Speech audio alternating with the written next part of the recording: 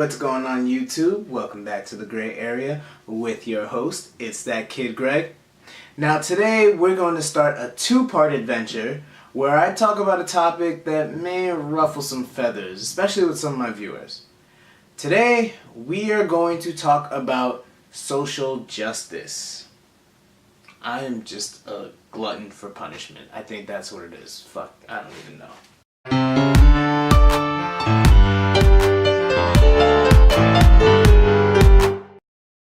So, social justice, what exactly is it? Well, once again, we turn to our trusty friend, Wikipedia. Wikipedia says that social justice is the way in which human rights are manifested in the everyday lives of people at every level of society, basically. Well, that seems simple enough, but how is social justice viewed from a layman's perspective? Well, from what I understand, social justice is simply the advocacy for equality for disadvantaged peoples on a societal and legal level. Not too much there. And I know I might get some hate for this, but on paper that seems pretty good, you know? We want people to be equal, right? Although we don't really think about it, social justice has provided some pretty awesome things to our society. Even if it wasn't strictly social justice, the underlying ideas of social justice has done some amazing things. When I think of this, I am referring to things like the Civil Rights Movement, which worked to end legal segregation and discrimination against African American people in the United States. The Civil Rights Movement was, for the most part, a social justice movement. It was working to have justice for a group of people in a society. And that's totally dope.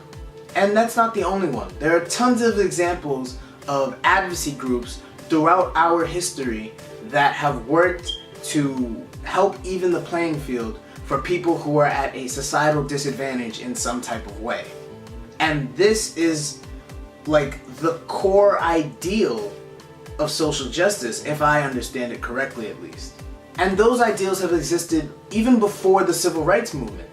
Think back to the original wave of feminism, which worked to give women the right to vote, or the abolitionists who were the first people to fight against slavery. All of these things would be considered social justice movements today, but back then they were simply seen as radicals with these crazy ideas of treating people like people. So if social justice has all these positives within it, why does it get such a bad rap nowadays? Well, there are a couple reasons, but one of the biggest reasons I find that people don't like social justice is because of virtue signaling. So what do I mean by this? Well, social justice, like pretty much any activist movement, is a self-defeating endeavor. The closer social justice gets to achieving the goals that it sets out for itself, the less likely it'll be needed in the future, because achieving those goals would mean it no longer has a reason to exist. Now, in my honest opinion, social justice is sort of running out of things to advocate for.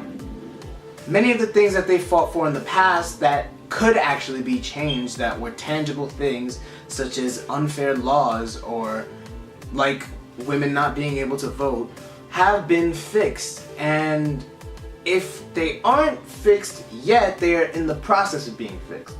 So there's no real reason for it to still be kind of just floating around in the ether. This leads to a sort of moral superiority to people who still cling to social justice. And they constantly bring up these nebulous and vague goals that can't really be quantified, and use things like language policing to kind of keep people in check, just so that they know that, hey, there are people watching you to make sure that you don't go off the rails.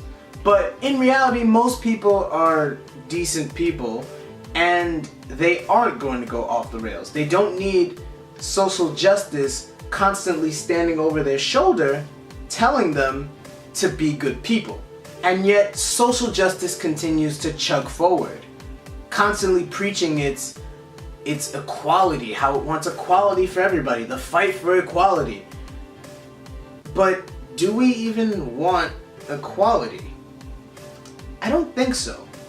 Or at least not in the way that people think they want equality. Now, I know what you might be thinking. That's crazy, Greg! I love equality! Equality is fantastic! Everybody should be equal! We should all have equals! Equal, equal, equal! I don't know why I'm doing a laugh like the Count from fucking Sesame Street, but there it is.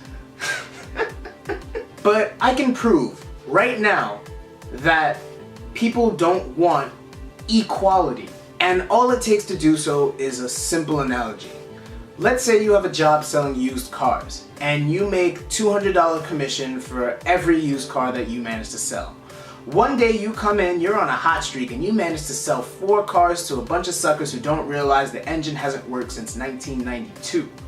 Now, if your coworker only sells 2 cars, should you have to give him $200 in order to even you out to $600 each? I don't think most people would agree with that. What about the boss? Should the boss have to give that person an extra amount of money in order to even things out between you and them? Also, I don't think people would agree with that. That's because people have this underlying sense of fairness. Like, well, I earned this amount of money, therefore I should make this amount of money, and if the person next to me didn't earn this amount of money, they should not make that amount of money, or I shouldn't be making the same as them. What people really want is fairness, not equality. All we want is a balanced playing field. If everything was totally and 100% equal, there would be no room to grow. There would be no room to strive, to achieve greater than, because everybody is the same. So then every movie is the same. Every achievement, every scientific discovery is treated the same.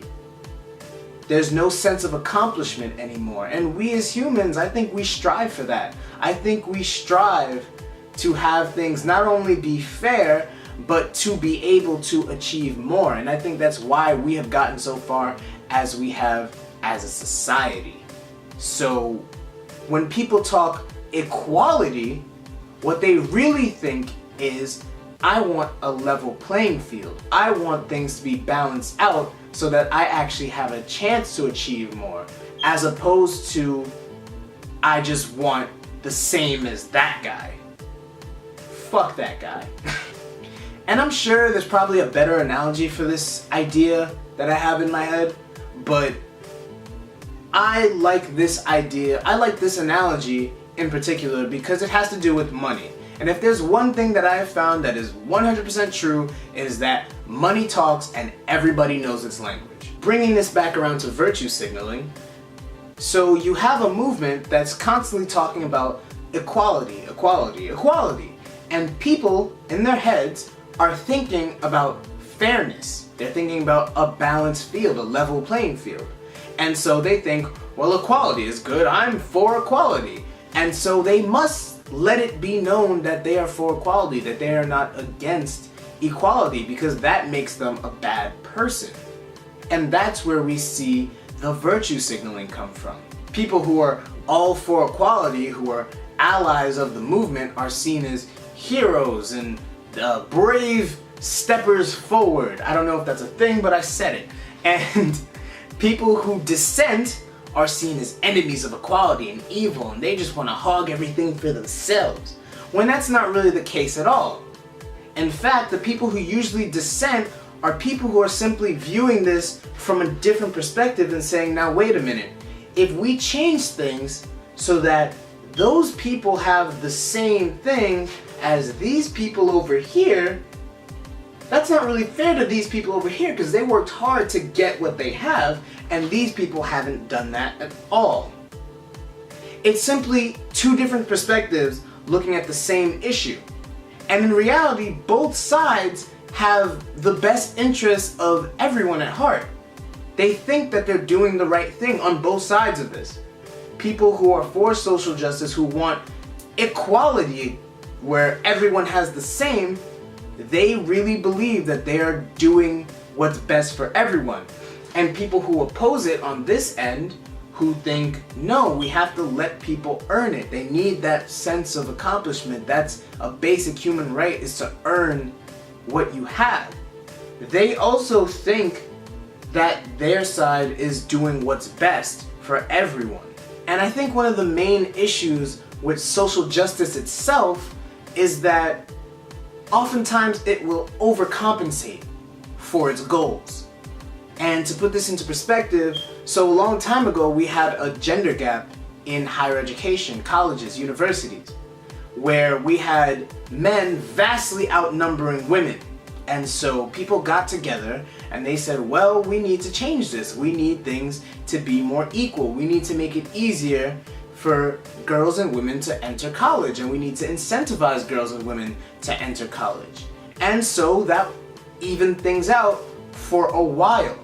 But the advocacy never stopped because, well, more and more people didn't want to be seen as morally inferior. So we kept advocating for women to be in college and incentivizing girls and women to join colleges. And now we are seeing a gap in the reverse, where women are vastly outnumbering men in college.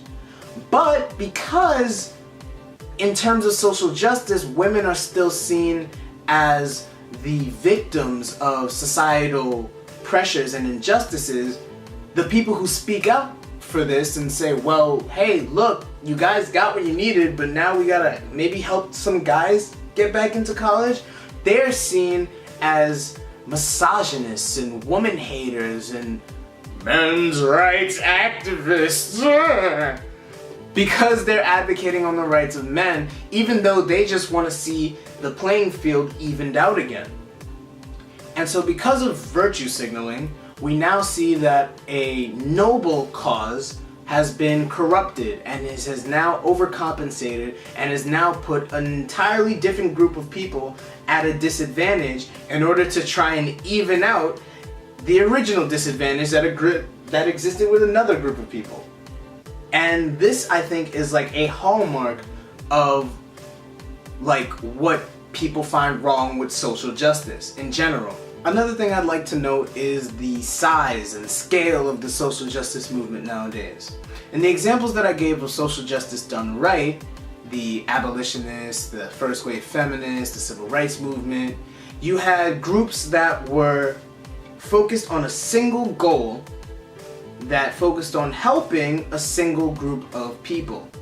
However, modern social justice has this idea or concept of intersectionality, which basically states that all social issues are connected in some type of way. And in order to address all of them, we must address them together. We cannot address them one at a time. We must address them as a whole.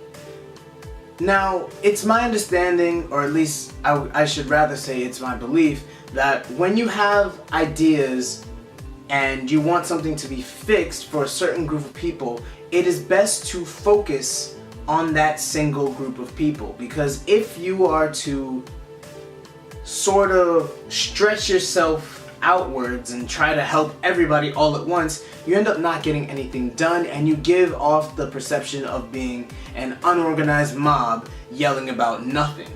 If you remember my review of the Black Lives Matter list of demands, you will remember that one of my biggest complaints was that a lot of the demands that they made were not focused specifically on black people.